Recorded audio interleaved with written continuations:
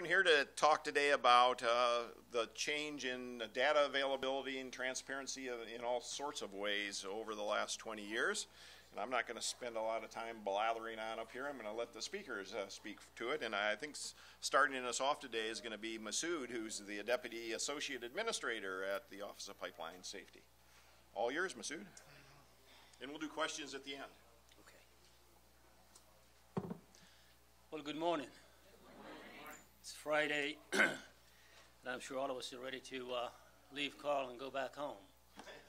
But thank you, Carl. As always, a great job with the conference. This is my second time here, and honestly, last year and also this year, I'll go back renewed to do what we do at PHMSA in a better way. But I want to start by telling you my memory of Bellingham. Soon after that accident, at the time, obviously, I was the Pipeline Safety Director, Rail Safety for the state of Virginia. Soon after that, there was a public meeting in D.C., and I got invited to go there and talk about our damage prevention program and how we had made it effective in about a short 5 years. What I didn't know that I was on the agenda right after the mother of one of the 10-year-old boys that had been killed. So I didn't understand the significance of being right after a speaker such as that when she got up there. And you all saw the video yesterday. Really, that didn't do justice to when you hear it directly from a mother's mouth and the details that they shared during that time with the public. There were about 85 people in the room, and as she was talking, and I was tearing up, I looked around and there was not a dry eye in the room. Now I'm thinking, well, how do I do this? How do I get up right after her and talk about a success that we had in Virginia? The good thing was that the MC of the program took a break and everybody recollected themselves. And so every time I think of pipeline safety and we talk about accidents, Bellingham is always that picture in my mind. With that said, obviously we're here to talk about whether data and transparency over the last 20 years has advanced pipeline safety, and I believe it has.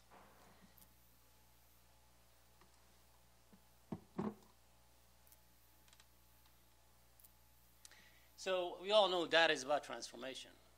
It's about taking piece of information or data, numbers, and translating that to information that's actionable. So collecting complete and accurate data is the key. You can have a lot of data that's not either accurate or complete, and it doesn't really send you anywhere.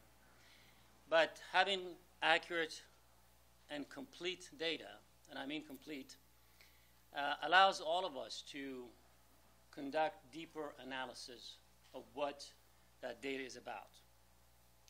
Now, proper analysis of it can clearly send us or guide us toward actionable information.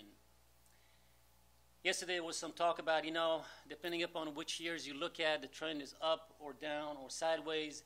That really shouldn't matter. What should matter is that have we advanced safety?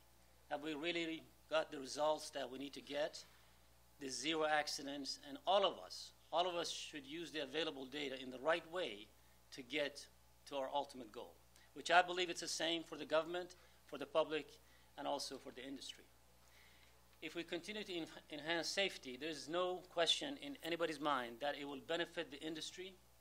They can deliver reliable and safe product to the market and make their returns, and obviously public is safe and environment is protected. PHMSA's goal is, as our administrator said, very simple. It's a very pure safety mission that Alan and I and Linda, my counterpart, and others at PHMSA continue to focus on every single day.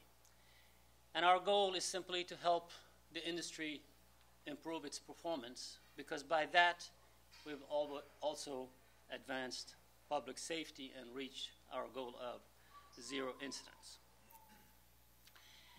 You don't need to read this, but this is just a quick history to see how much data has been expanded.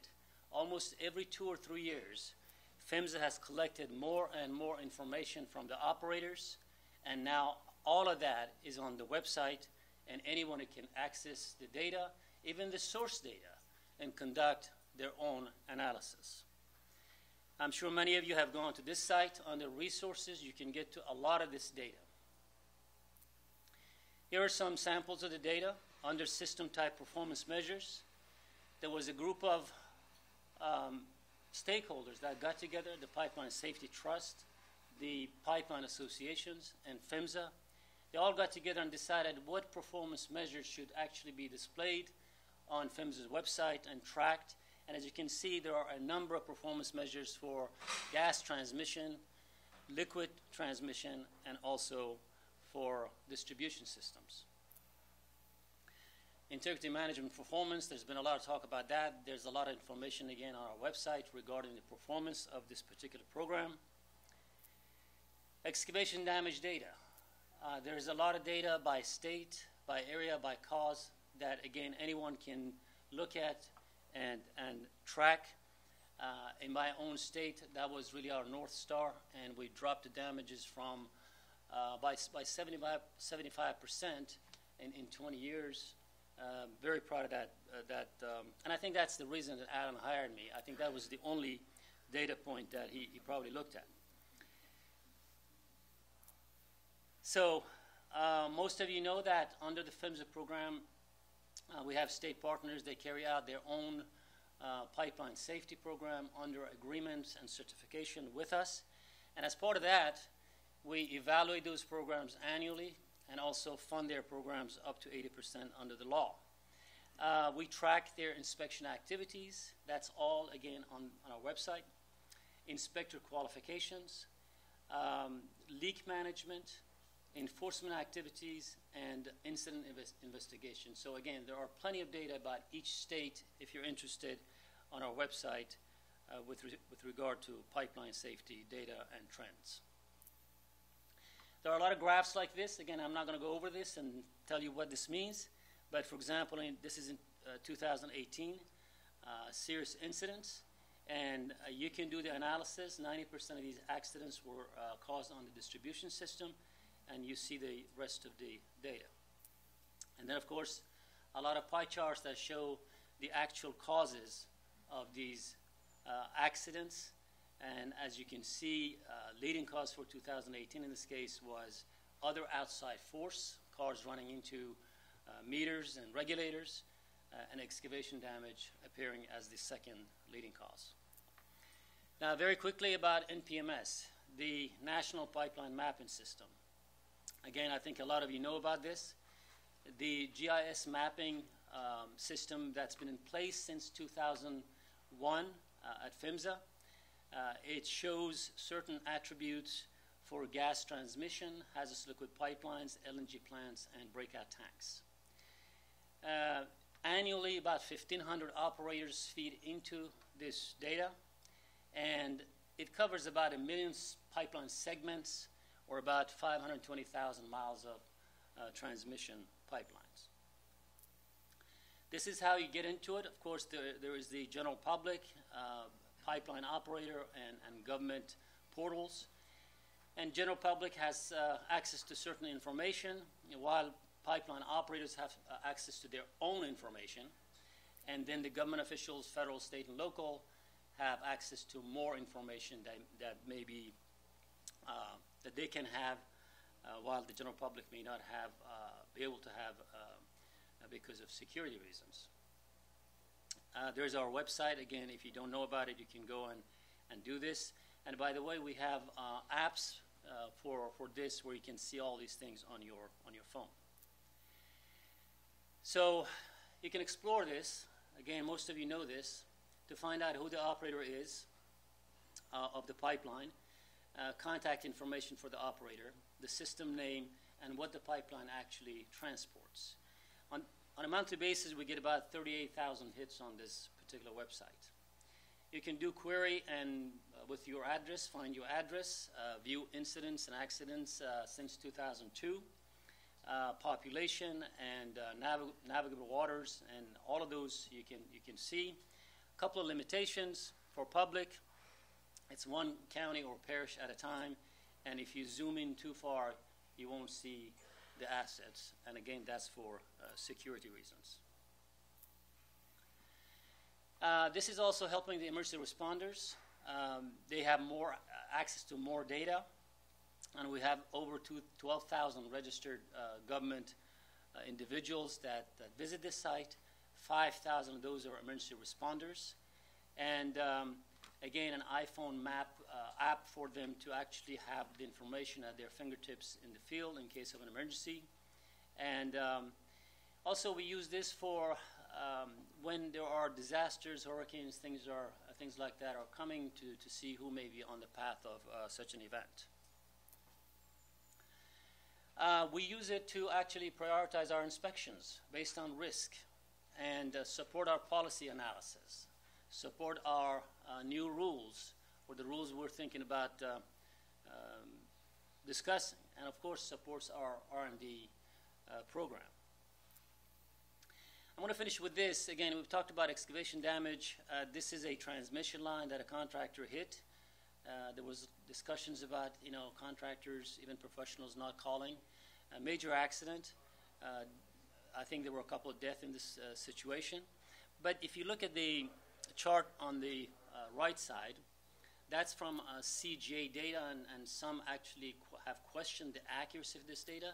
But it really doesn't matter, because if you look at this, 52% of these accidents are happening because contractors don't do the right thing after the call has been made.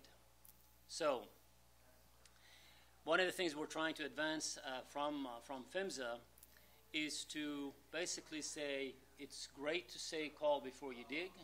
And again, I did in my own state. For 5 years it was call before the dig, and the data shifted, and then we changed our message to what you see here, because they have to wait. They have to wait to allow the pipeline or utilities to actually mark. Then they have to respect the marks. They can't destroy them and then say, well, I know exactly where it is, and I'm not going to hit it, and then hit it. Then excavate carefully, follow the laws, and hand dig around these critical facilities. So that's my message on that. The other thing is that, as you can see, this is Alan Mayberry's priority for this year. Of course, to continue with our pipeline safety improvement, accountability, both for our operators and for ourselves, and try to nurture our people, train our people. But you can see that one of his priorities and our priorities is to effective use of data and information. We have a lot of data, and I think he would agree. He's standing in the back of the room. If he doesn't, he'll tell me. I think he would agree that we have a lot of great data, good data, and we have to do more with it. Thank you very much. And any information on NPS, Leah Gooding, our GIS manager, I think, again, where these information are. And with that, I'll sit down and answer any questions later. Thank you.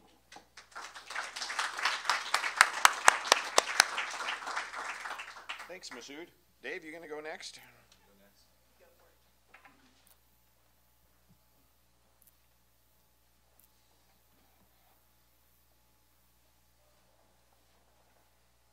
Dave Murk is the pipeline manager for the Association of Oil Pipelines. Where's the hiding little button? There it is.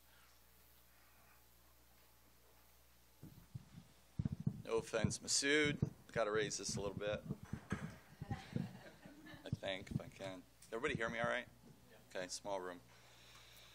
All right, well, before I get started, I wanted to first thank Carl and the Safety Trust for, this morning and hearing from Jim Hall and just the whole theme around Bellingham has been pretty impactful. I think, as an industry, it's important and continue to reflect on these. We've heard a lot about that, a lot about culture, a lot about learning from your failures.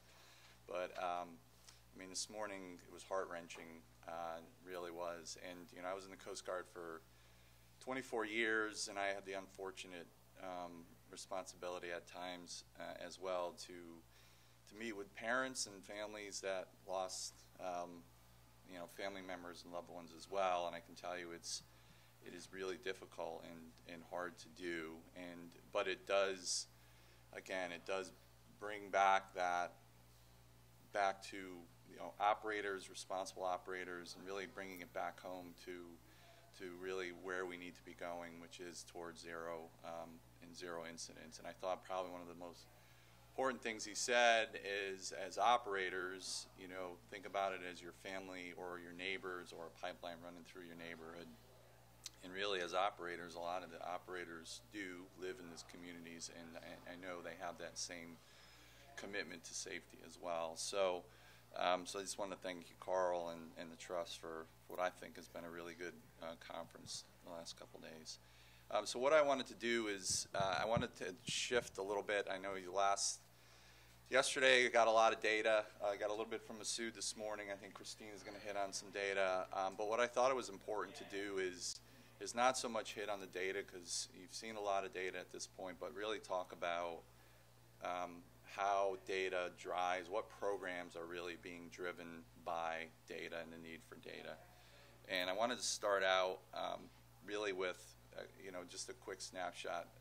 Bellingham really was an awakening for the industry. You heard Jim Hall for PHMSA as a regulator for a lot of different reasons, and things changed.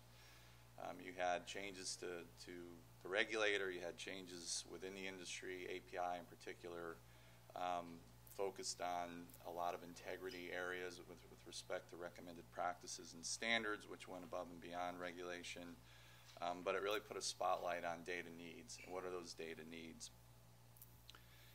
So pre and post, and this is not an all-inclusive list, but this is just a snapshot of the landscape prior to and post Bellingham. There really was limited PHMSA data. There was data collected, but it was not to the robust and the scope that it is today. Massoud hit on the NPMS. That was there, but was not mandatory. There was no mandatory requirements. It was voluntary. Really no specific damage prevention data. There was not a lot of reporting around that. I think OMB was a little bit, and Jim Hall hit on that too. OMB was a little bit more reluctant to require operators to collect. There's always that pushback on the collection of data. And the Common Ground Alliance study was there, but really wasn't, had just come out. But again, there was really no push on one call. So, post, you've got mandatory NPMS, one call, significant changes to integrity management, as you heard a lot about yesterday. And then from an industry standpoint, to support the integrity management and the changes, we had to take a look at what data we were collecting, what data PHMSA had, what data needs did we have as an industry to really make those decisions that we needed as operators around integrity and a lot of the safety programs that we had. So one of the things that we did, and I'm going to focus a little bit more on the liquid side, working with the Association of Oil Pipelines back in the early 2000s, post-Bellingham, we looked at the data, and at the time, as I mentioned, PHMSA data was not as robust as it is today. And we had needs. We had data needs to really start looking at our infrastructure and our assets and really looking at the integrity side of things. So we created what at the time was called a Pipeline Performance Tracking System, PPTS. Over the last year and a half, 2 years, we've changed that to be a little more targeted and strategic in its focus. And we've recently expanded the scope of that too. But again, the driver behind that in part was Bellingham and the follow-on data needs, and really a hard look at and focus on integrity. Along the same time, we created, to kind of manage that tracking system and the data, we developed, and Bill Bird, I don't know if Bill's in the room, Bill was talking about it a little bit yesterday, we created a data mining team, which has been in place for close to 20 years. And that group really is made up of member companies and from liquid operators, and really the focus of that group is really doing those deep dives into the data, and it's deep dives into not only PHMSA data, which has gotten a lot better from the collection standpoint, but also through our tracking system, and all that data is overlaid on top of each other, and those member company representatives on that group take a hard look and a deep dive into that data to support strategic decisions and recommendations to leadership that from the liquid side meets 3 times a year in person, and we look and talk through that data. And it really drives, we have a 3-year strategic plan with AOPL, and data is a big component of that. Just some of the products that are produced. One of the big things is benchmarking. Operators are able to take that data, look at that data, and do benchmarking with other operators or the aggregated industry bench against that. As I mentioned, it supports strategic initiatives and priorities that we have.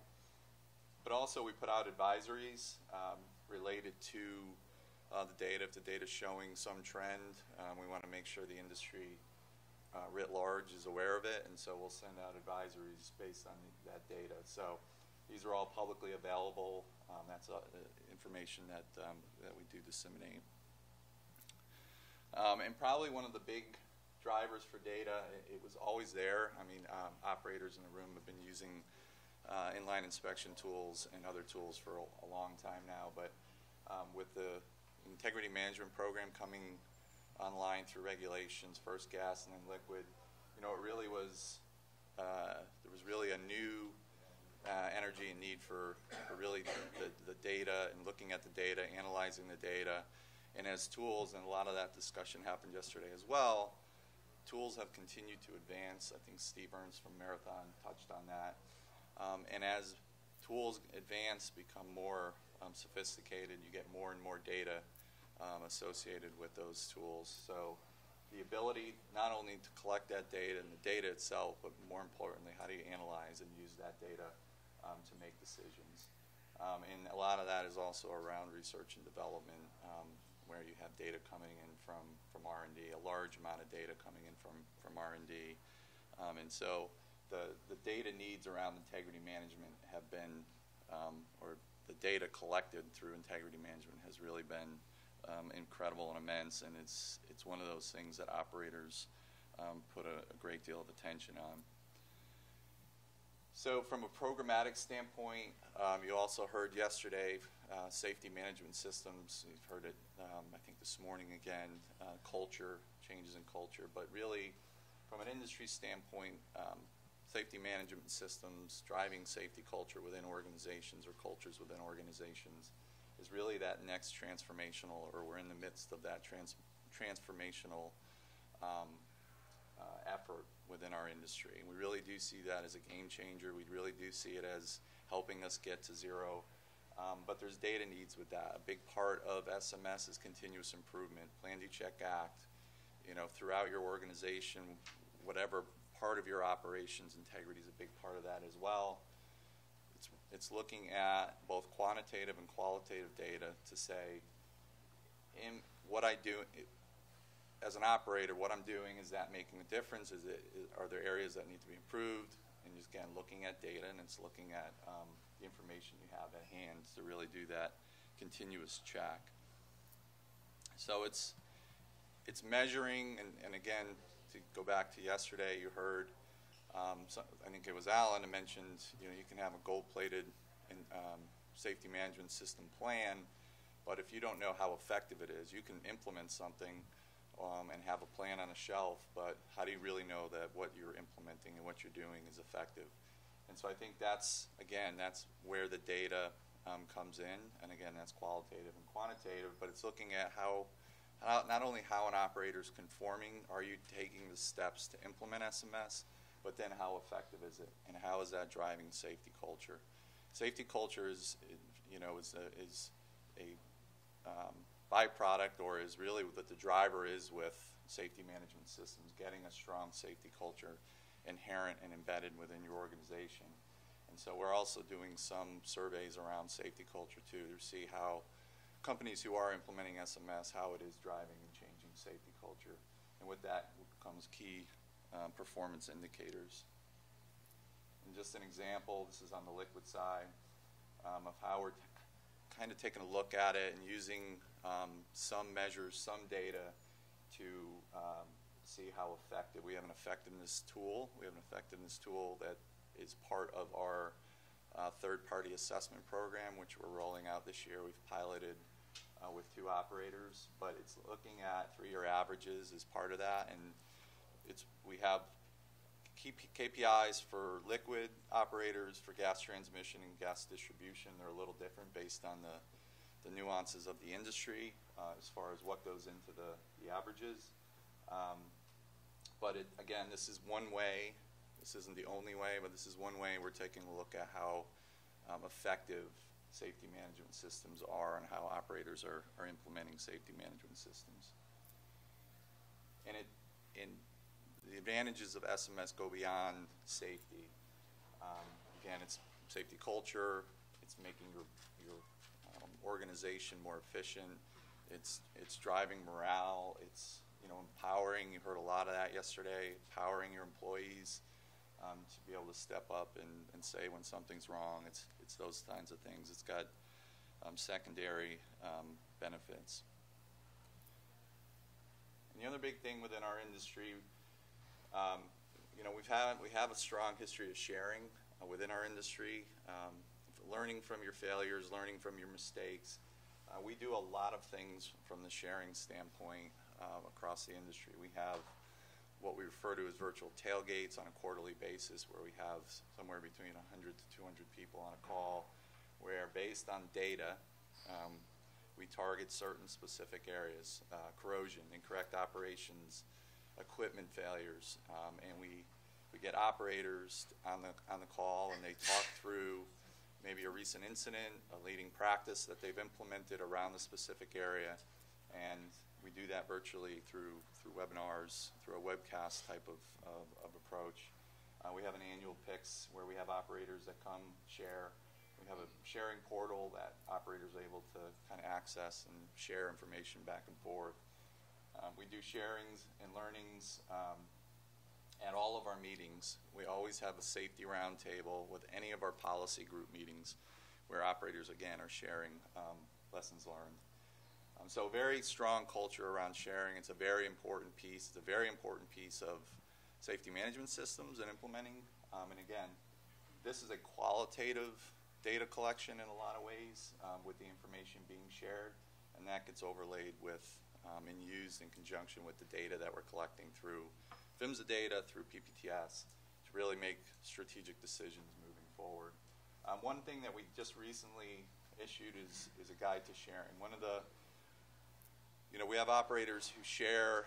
They're all spectrums of how well they share, internally, externally, and with the emphasis we really wanted to continue to put on sharing, we had a subgroup come together of operators and really take a look at in pulling leading practices from various companies to develop a guide to sharing.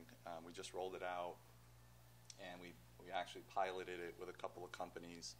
And really a useful tool. It helps get companies thinking about the risks associated with sharing, the audiences they share with, but helping to get them past some of those concerns early on with, say, litigation and things like that, and try and get them to yes and to be able to share in some of those sharing opportunities that we have.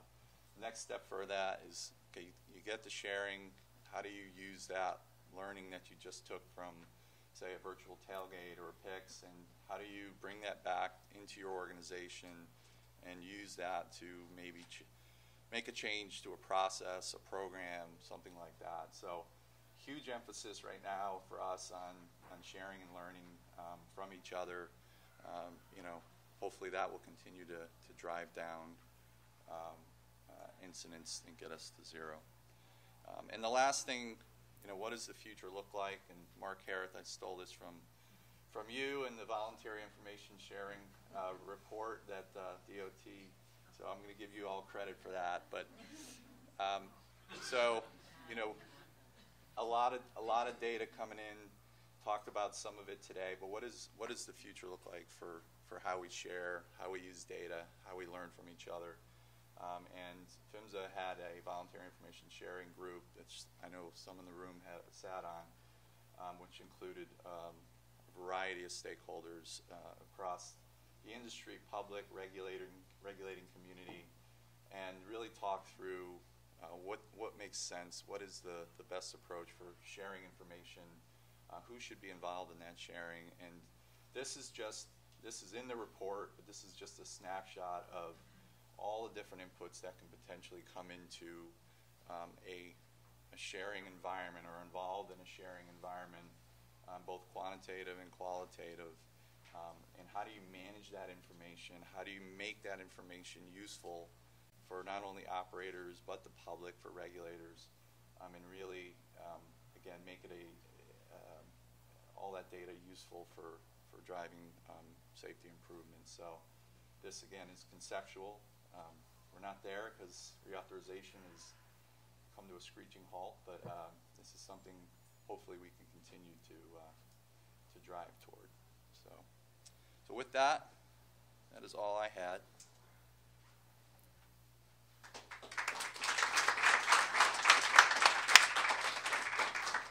Thanks, Dave. I think Christina's going next.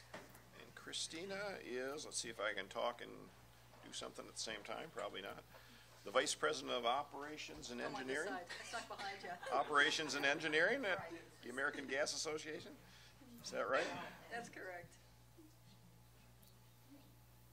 I'm also a recovering government employee. I spent 12 years at PHMSA. Also spent a couple years at PRCI, which is a research consortium. I'm behind you time, Carl. That's good, because it looks like we're at the end of your slides instead of the beginning. There. I'm sure that Rebecca, I have to readjust now that I've followed Dave.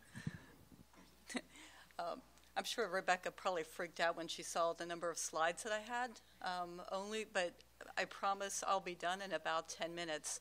But before I start, I'm going to go kind of geeky on all of you. I apologize with my presentation.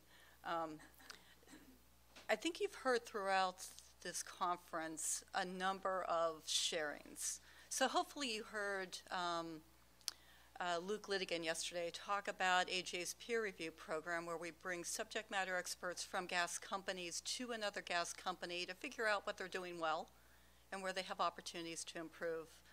This week, right down the road, we actually did, we also have another program which is best practices. And that allows companies to benchmark themselves against others and learn from those that are top quartile. I joked around, like, how is it that we had 2 events that in New Orleans the same week? Dave talked about safety management systems, which our board has adopted. We actually adopted it when the recommended practice first came out. And then the board decided that they needed a bit more. So actually this past May, they put a firmer commitment down for all companies to implement within 3 years. During the peer reviews, that's one of the things we check on, and I'm happy to say that every company that's been reviewed this year, they're on their path. And I'm pretty sure every company we reviewed last year is also on their path. We also do a safety summit. We'll be on our 12th safety summit in a couple weeks, where I tell every operator 2 categories. You pick which one you want to talk about. One is an incident or a near miss and what you learned, or something you're doing really, really well that you think others can learn from. Anyways, a lot going on within the industry. We also have a safety portal similar to the liquid industry, where that is a lot of sharing of information. We track employee safety statistics, give out awards for those that have done things well, and bring them together to share how they did it. But I'm going to talk about now the plastic pipe database. You heard that there's a lot of replacement going on the distribution side, the cast iron and the bare steel. What you may not have heard of is we're also replacing some of the historic plastic pipe. And the Plastic Pipe Database Committee actually collects information on plastic pipe failures. We analyze the data, and then we identify trends. And that committee is made up of both government and industry. So we have the NTSB, PHMSA, state regulators, state commissioners, working hand in hand with the industry, the American Gas Association, the American Public Gas Association, and manufacturers. We also invite guests. So we may bring in a very specific manufacturer because we want to do a deep dive on their data. And you can't quite do that unless you have some subject matter experts in the room. We meet a couple times a year. Our next meeting is mid-December. We come up with consensus. Then we put everything out in a status report. And this is where I go geeky on you because I'm going to start showing you some of the stuff that's in the report. Promise it won't be that painful. But before I get to the data, we have about 120 companies altogether submitting data. I actually publish a list of those that are actively submitting. And I'm usually making calls before I put out that list to anyone I see that's missing to go, do you realize that you're not sending in data? Really? I'm not sending it? Nope, you're not. You've dropped off the list. Typically it's because somebody's retired or changed positions, and usually they then start submitting data. Those data submitters represent about 76% of the plastic mains that are out there and 86% of the plastic services. We have about 90,000, I'm sure we're at 90,000 at this point, if not more, failures that we've received. And we look, more than 3 to 5, which is more than a 3-5-year cycles of leak surveying. Get about 10,000 reports now annually. It's a heck of a lot of data. So let me quickly cover what's in those status reports. I would say that if you really want to learn about some of the historic plastic and the performance of the plastic, just look at one of these status reports. They cover failures on newly installed pipe, OQ. We're starting to see where OQ has been making a difference because those installations are declining, but they're still pretty high. Some of these are some of the historic plastics. I mentioned installation errors, still an issue, 43%. That number is going down, which is why we're continuing to emphasize operator qualifications. Okay, now data geek mode. So here's just some of the things that you can find in the status report. PVC type of plastic. Well, we have our pie charts throughout that show what types of PVC are failing. In this case, it's mostly fittings, a little bit on the pipe. But we also give you the failure causes. We have it for DuPont and Uponor. Some of the historic plastic that we're replacing is called Adelaide. And it's kind of like cast iron. It can work really, really well for a long period of time, or you can begin to see issues with it, which is why some of the replacement programs are now focused on Adelaide. A lot on the fittings, but again, we go into the failures and the causes. That last slide was actually all PE polyethylene pipe, including the DuPont Uponor. But we do, since a lot of that is the DuPont Uponor Adelaide pipe, we actually do a separate search, separate analysis on the Adelaide. We cover the causes, so you can actually do a breakdown. Why is this important? If you heard Mobeen yesterday, who's in the room, talk about distribution integrity management, you need data in order to influence your decisions. So operators are using this type of information, going through the records, figuring out what they have in the ground, and then determining how to take action based on this information. We have graphs that show data by year of failure,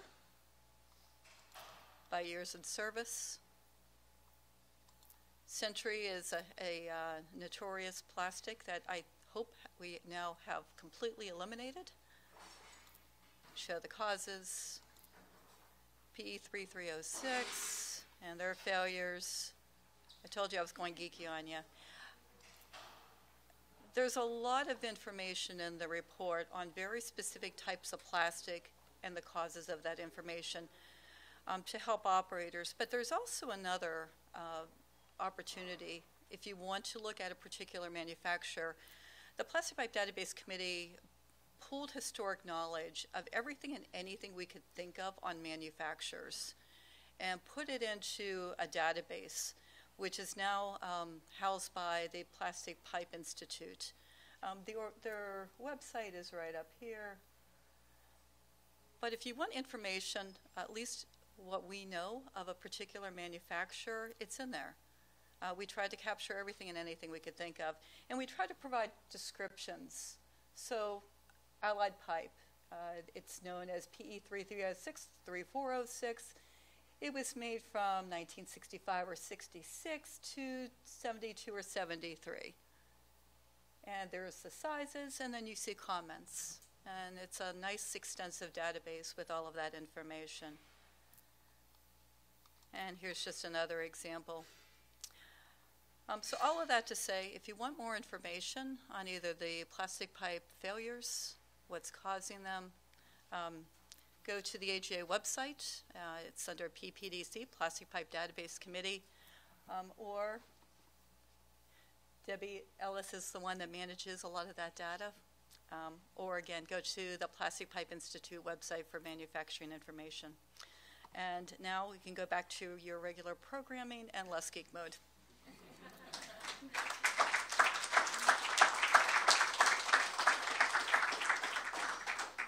And I can say I personally like when people geek out on that data stuff. So, one geek to another.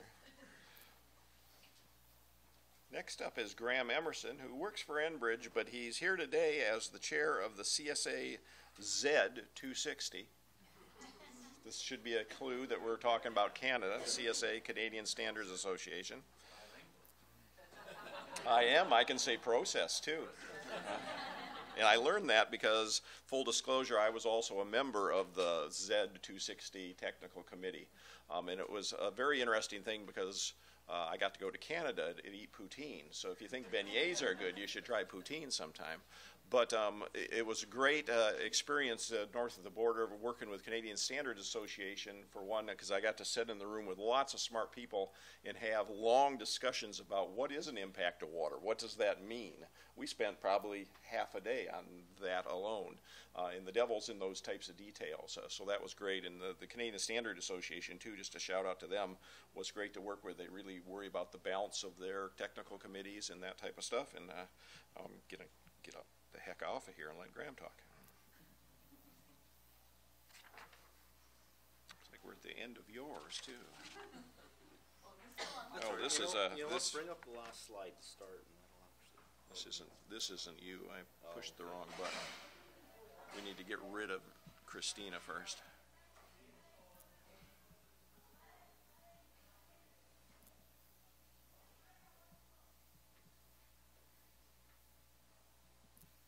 There you go.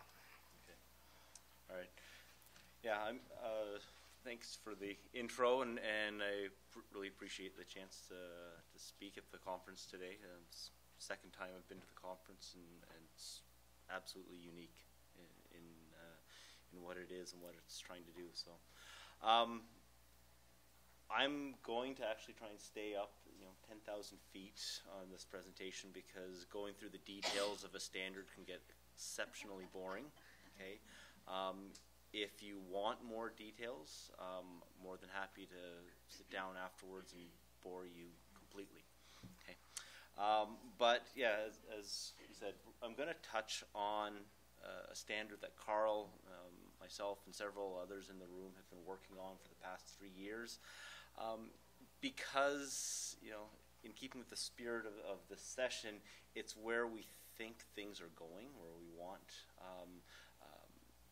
data availability and transparency to go. But really, I do want to stay focused on data availability and transparency, and why it's been a bit of a challenge in the past. Okay, and doing this, I'm going to speak to the subject from a variety of perspectives. Okay, I work for an operating company right now. Prior to that, I worked for a regulator. All right, I'm a citizen, a member of the public, consumer of energy, but as of recently, I'm also a landowner whose property backs onto a high-pressure gas pipeline right away.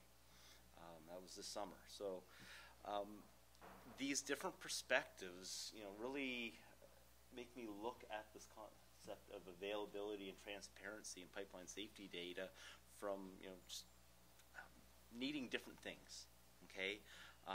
As a safety professional, I need to know that what my company is doing is working or not working and needs to change. Okay, I want to know how we're being perceived, but selfishly also want to spend more time analyzing data and less time submitting it, because pulling together data submissions is a lot of work, and doing that multiple times over for multiple bodies is multiple times a lot of work. You guys can do the math, right? As you know, professional engineer, citizen, landowner, well, frankly, I want to know that that company that has the pipeline behind my house, that they're good at running that kind of pipeline. I don't care if they're, you know, what their distribution stuff looks like. I want to know that they're good at, you know, running medium-sized diameter gas pipelines, and that they've got a good record. Okay, and so, you know, I'm not the only one. These perspectives, and that's what's really been driving kind of, you know, some efforts to improve data availability and transparency. The standard, well, all right, advancing this. The standard itself is around pipeline system safety metrics. Okay, it was created to really help improve transparent and objective communication. Okay, it's a voluntary standard. It is not mandatory, but it gives us something to, when we're trying to do benchmarking or more benchmarking within industries or across industries, then it gives us something to, you know, just all work off of. Okay, rather than spending our time arguing about this definition, that definition. It's there to help in time, and it will be in time, to improve public understanding of industry and operator performance. Okay, and I'll really zero in on that in the next few slides.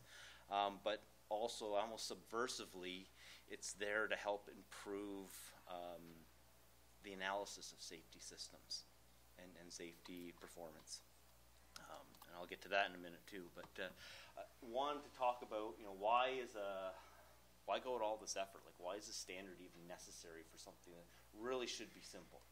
Okay, there's a lot of things that get in the way of, you know, data quality, availability, and transparency.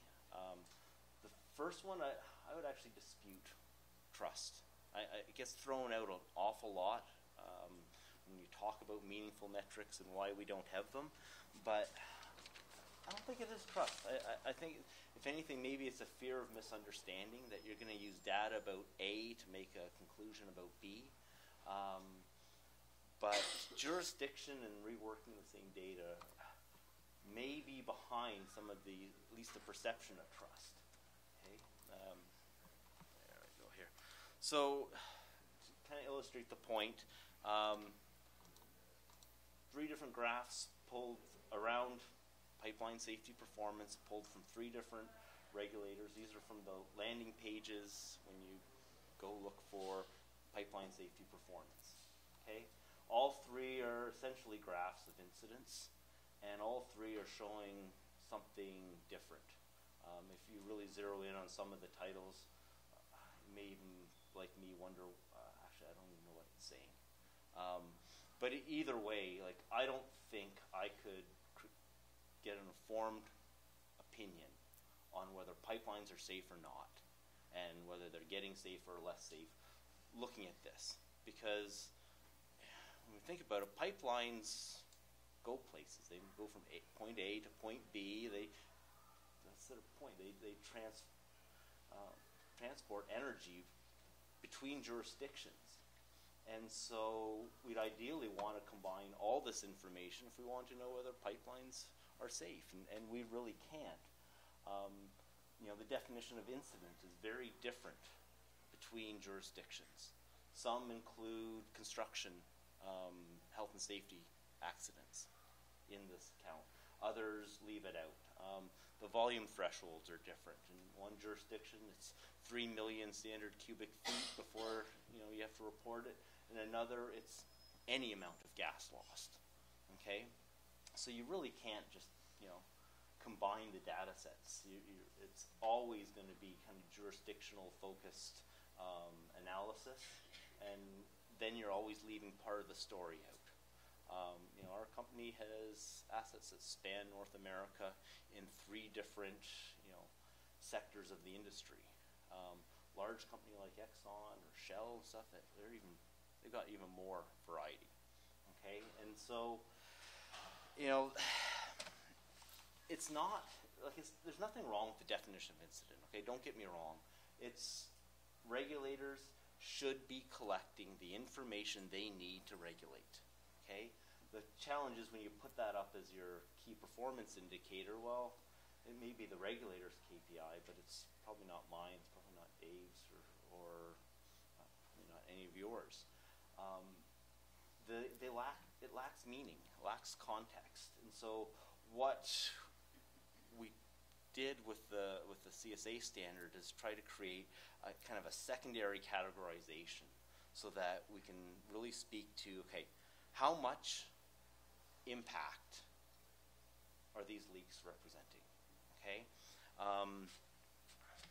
you know, the other issue really that I want to talk about is, you know, this concept of rehashing. Okay, because there's something that really stands out to me. It's not just that there's multiple regulators that collect this information and post it, but stock markets, insurers, investors, the board of directors, trade associations, and there's many of each that we're putting this exact same data into. Sometimes, like, you know, geez, Bloomberg drives me nuts. They ask for leak and release data, 4 different metrics for the exact same thing, and it's just ever so slightly different. And so when we used to do those reports, it was so inconsistent. And frankly, you know, that's what I'll ask you, how do you become transparent if you're constantly restating your data and your numbers? Consistency. And so Z260 is, at its heart, a bunch of definitions. It's a common lexicon for talking about the performance of industry and the impact of leaks and releases. Okay, it is, I'm not going to say rip-off, but it works in tandem with other standards. Okay, we took the framework in API RP 754, which is process safety metrics for refining sectors. We took the framework that's in IOGP 456. Okay, and I'll get to that in the next slide, and applied it to what's in between, the pipelines, okay, in an attempt to get, you know, one way of describing leaks and releases and their impacts across the entire hydrocarbon industry, okay, wellhead to city gate station at this point, okay, and it's a harms-based set of metrics, harms instead of volume. I mean, volume is part of it, but we're really looking at, you know, what was the impact to people, the environment, okay, IPE type stuff. In fact, IPE was part of the influence and what we tried to pin the standard to. And, you know, because frankly, it's hard to argue. When someone gets hurt from a pipeline accident, someone got hurt. You know that's bad. Lose 10 barrels, is that bad? Depends where it goes, honestly, in terms of whether someone gets harmed. So this is the only detail of the standard.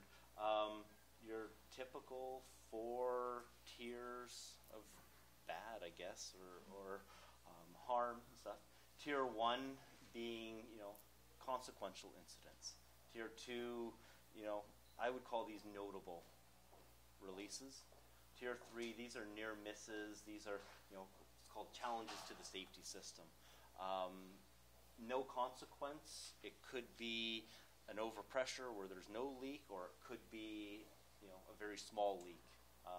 Either way, fugitive emissions, etc. All right. Tier 4, really, these are errors and omissions and the things that you know, operators could do wrong that could impact the other parts of the safety system and whether it's going to function, okay? And what I want to point out is Tier 1, these thresholds were set low, and they were intentionally set low. This is not catastrophic. It should not be taken as meaning catastrophic. I mean, catastrophic would be way up here at the apex, but these are bad. negligible, inconsequential, but these are all opportunities to learn. And so that brings me to the next point. So how does a metric standard help improve safety? So I'm going to say metrics don't improve safety. Okay, incident investigations do. I'm not all that passionate about metrics, but I am passionate about incident investigations because that's where you get down to the details and the specifics of causality. It's where you learn what you have to change so this never happens again. When you have a whole bunch of information or a whole bunch of investigations, now you can start looking at the weakest links in your overall system and start being preventative. If you can combine your data sets with other operators, with other jurisdictions, you can start to figure out, geez, maybe there's some weak links as far as all of industry, some pipe fittings that are spongy or some materials that just can't be trusted anymore or new threats that, oh, we hadn't experienced those before, okay? And so to be able to do that, you need consistency. You need that basis for even starting the conversation, but you know, metrics do play a role in this. I mean, if you've got to submit data, well, you've got to collect it. It's kind of obvious. But it improves your record keeping. Communication. I mean, you start by talking to your senior leadership, well, what was our performance? But you very quickly get into, all right, well, why is our performance like this? What can we do about it? And really, you know, it brings both public and leadership attention to the idea of your incidents, your record, and things do start to change very quickly after that. Because more attention leads to better investigations. Better records gives you the tools to do the analysis. It's not a complicated formula, but the consistency is key. You really have to land on something before you can start the conversation.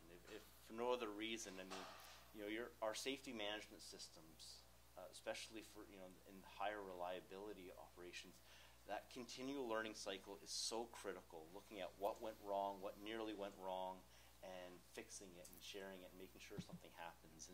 And at the heart of that is like a system of record, just a database where you put all your information in. But if you can't land on, you know, what are the fields in that database, well, then you can't start collecting the data, and then you can't start reporting. You can't do any of this. So you just need to land on something. And so that's where the standard came in.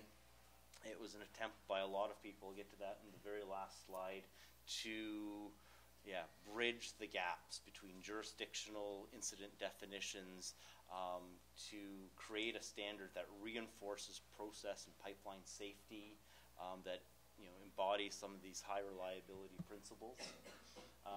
Next steps, we're currently working with the Canadian Gas Association and a large member of companies to figure out, okay, how do we apply this to the gas distribution systems? So we have a standard that applies from wellhead to burner tip, okay?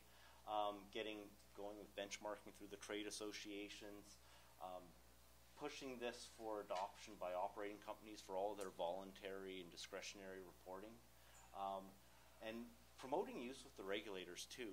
I'll be very clear, we don't see a need for incident definitions to change. We don't see a need for the standard to be adopted. Just use it. I mean, it's a set of filters that you can take any of the databases through and recategorize so that you're now telling people, all right, there's this many leaks and releases, this many were impactful, this many could have been worse, and this many, you know, especially in the gas distribution world, this many were truly inconsequential, or they just may be like fugitive emissions, okay? And this is where I want to end, because this is a big difference with Canadian standards. They do set up a balance matrix where you have so many people from so many sectors working together. It is not an industry standard. So we had upstream operators, primarily gathering. We had large integrated companies. We had large transportation companies. We had downstream. but we had regulators from both sides of the border. We had industry associations from both sides of the border. Like, we actually had API working on a CSA standard. And that, to me, I was really proud that the two organizations would come together. Like, they are competitors, and they're working on this. PHMSA came to the table. That was awesome. Again, Canadian standard. So, again, we're trying to do something to make data more available, more transparent, more meaningful, and it'll take us some time to get the uptake, but anyways, that's where we're moving.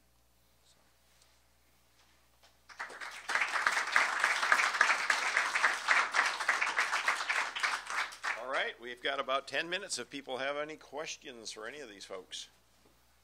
Let's see, I think this is on. We need to get you on the microphone for the video. I noticed in the tables projected from you, Christina, that there was a lot of information lumped into the other category, and I was wondering if the committee is working to try to determine what that other category is. I'll play Phil Donahue. Oh boy, I just dated myself. Yes. So what we've been doing about every couple years is we'll pull a deep dive on everything other, and we start looking at descriptions. And is there a different way, like do we now need to pull out something into another category because the other really isn't another now? It's something that we can define. And we've changed things in our, so we never mess with the original data, but what we do is we recategorize the data. So if an operator says other, but we can figure out that it really isn't an other, it's something else, we'll put it into a different category. For some of these, it's almost impossible to tell what it was. It's like it could have been this, it could have been that. It's something weird, or it's like we just don't know, but we're sending it in anyways. We hate the others. It's just it doesn't help us. If you end up changing it, do you coach the operator? Yes. So what we do is if we get a report that doesn't look right, doesn't have enough information, we're contacting the operator to say, you just sent in this report. The problem is a lot of times it comes from the field. So then we're doing the coaching. Can you do some education to the field employees so that we get better data? Otherwise, it's just garbage to us and it's not relevant. Hi, thanks for all your presentations. Christina, I have another question for you because I also liked your geeky slides. Thank you. We always talk about, the bathtub curve of pipeline failure. And you had a graph up there that caught my attention, and you talked about the installation failure, so I expected to see a similar kind of bathtub curve, but you had a graph that looked the opposite, that went, up and then down. Could you explain that, please? Because that was, whoa, that's all new. Want me to find it? Yeah, that's because you...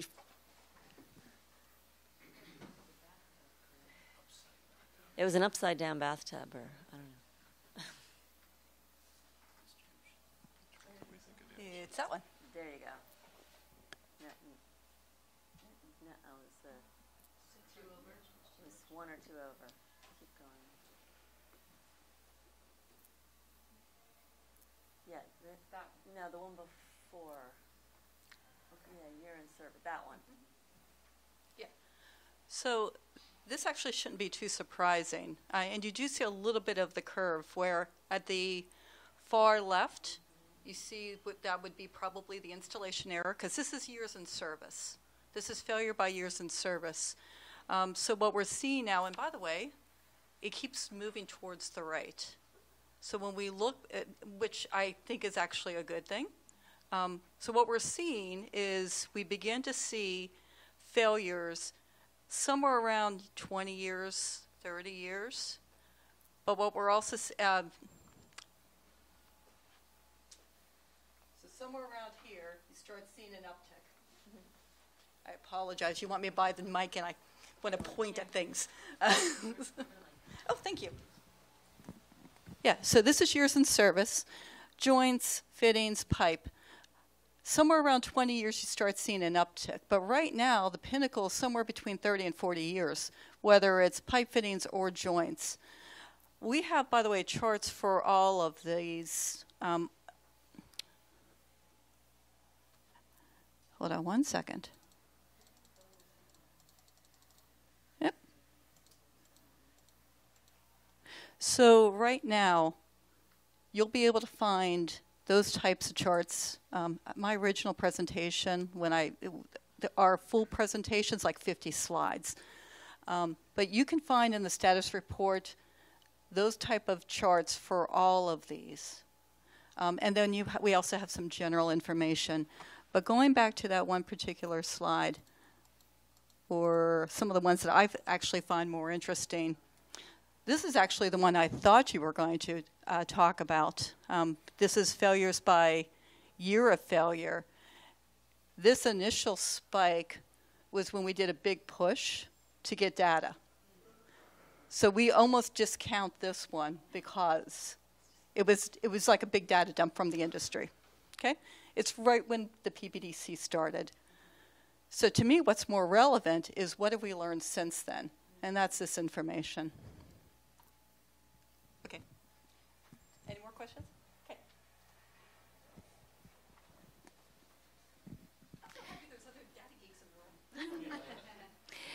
Dave, I had a question that your last slide, but that showed all the great big involvement. I know I looked at it quickly, but I don't think I saw impacted people, community members. I saw government representing people, but I didn't see the impacted people anywhere in the matrix. And I'm just curious if there is a place in all of that that the impacted people, well, okay. But that's part of it. I mean, that's a very valid point. And actually, no, that's a great point. And actually, stakeholder engagement through some of the work the Trust is doing, as well as PHMSA, I know, or Massoud, it's a big focus right now in stakeholder engagement. And this is what, about a year old now, Mark? So some of the representation, you had representation on the group, Simona was on the group, and others, but having pure public input, that's a good point. I mean, that is definitely another add into this, and as we continue to look for how we do a better job with engagement through a lot of the efforts that are going on right now, that is definitely an input into this process, so thanks for raising that.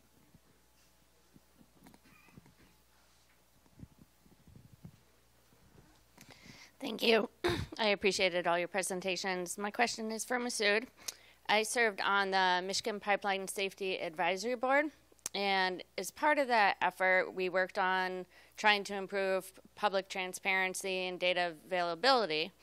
And we wanted the state of Michigan to improve pipeline mapping, and they contacted PHMSA to try and get the mapping information from the National Pipeline mapping system, and PHMSA refused to provide that data because of disclosure restrictions. And so how can we improve transparency when there are strict limitations on what can and will be shared publicly?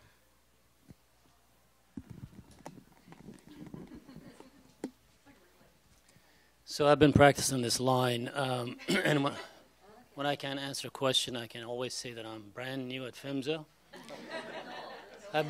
I've been there for a year, and I'll use that line for the next 10 years. Karen, can you comment on this? If you can't, we need to just take it back and see if there are any legal constraints that basically does not allow to share that data. Yeah, because I know the states get the data. It may be that you wanted very specific parts of it or something, Karen?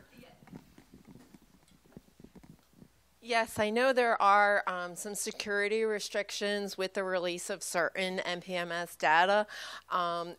It's based on the jurisdiction, and it is releasable to state agencies, local agencies, but it is, again, limited to your specific area over which you have jurisdiction based on the security concerns and limitations. And I'll just comment on that a little bit because we were involved with a lawsuit in the state of Washington over that exact same issue. And the state of Washington developed their own mapping system that was more accurate than PHMSA's. But then the press sued them because they wanted this specific data on like where the pumps were and where the well taps were. And there was a big discussion about that. And, you know, the Citizens Committee, I think there was some representatives from the Citizens Committee there, kind of weighed in on the side of the industry that, well, there isn't really any reason that the Detroit News ought to be publishing exactly where stuff like that is. So, you know, if you ask for GIS data and the state gets it and then you have a very open system for the public to access that, it can create a problem. Now, there ought to be a way to kind of divvy out the parts that the state really needs, though, I would think. Hi, thanks for the presentations. I just want to say, I wonder, transparency to us in our community is about trust, because we actually want to know what might be missing from the data, and wonder how we can check into that. For instance, we like to verify and validate what's been told to us, but to do that, you need data. And when it comes back in a packaged form, you don't get the details, it does undermine trust. We also want to know, do you have the local threats that we identify as a community in town? Do you know there's a regulator station you're building in a flood zone? How do we also look into how a company from the field, from a community level, puts that data back into the system to do a risk analysis that matters, that would transfer into action, that would help us be more assured that safety measures are being attended to and scheduled accordingly? Who wants to? Do we have an operator in the room that wants to talk to that? I'm looking at Andy. They don't want to give us anything. Data-wise? No, they don't want to give us anything. And it's all put under industry secrets and security, and, you know, those are the things they hide behind to keep us from knowing. Proprietary, standard. I mean, that's what they do. And we can't tell that what we tell them ever gets heard. Yeah. So again, I don't know if an operator in a room wants to talk to this, but you know, I think part of the data piece is, you know, we have seen a lot of numbers over the last couple of days and incident trends, and really there's always a narrative behind that data, and Graham hit on it a little bit. There's a secondary component to that. What you can look at one graph and that doesn't tell you the whole picture. And so I think what you're asking is how do we truly understand what that data and what that's telling us, and how is there a risk, or what's the risk to our community? And so I think part of it is being more effective in communicating that narrative. And when I say that, then you might think, well, industry's going to tell us what they want to tell us, and that's their narrative. I mean, having open, and this is part of the whole discussion around stakeholder engagement, is having good dialogue with the communities on various things, and this is one of them. So, you know, corrosion, for example, we have on the liquid side, trends in corrosion are an area that we're focused on because the trend continues to stay kind of flat. And why is that? We've been working on corrosion issues for a while. Why is that? And we have a data mining team, which I hit on, where you can dig into that data a little bit more, and you can get more into, it's an external, internal, and so forth, and kind of some of those causal factors, and what is the systematic, you know, corrosion impacts across a system or across the country. So it's being able to dig into that and being able to further communicate that, I think, is where we need to get to and sounds like a better job in that area. So. Yeah, we're out of time, so we can't keep digging into this, but I would just chime in because we get these calls all the time. You know, community associations hear about integrity management plans, but they can't see one, so they don't know what risks have been identified, what risks are being, you know, mitigated. You know, community people call us and they say, well, they won't give us the pigging data. And I say, well, what would you do with the pigging data? So some of it is the context behind what even people are asking for, so they understand even if they're asking for what they want. Sorry we've run out of time. Interesting discussion, and we could go on. I wanted to chime in on the Z260 a little bit, but you can talk to any of us afterwards. Thanks you.